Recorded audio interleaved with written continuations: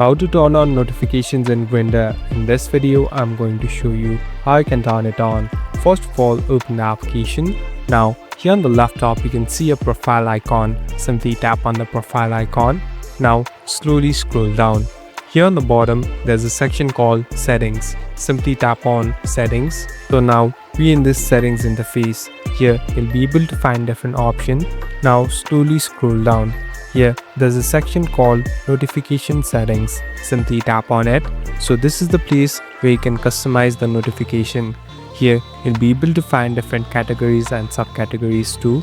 So here on the right, simply tap on it and make sure that it is all enabled. So after doing this, you'll be able to receive all the notifications from the app. Thank you for watching this video. I hope this video will help you.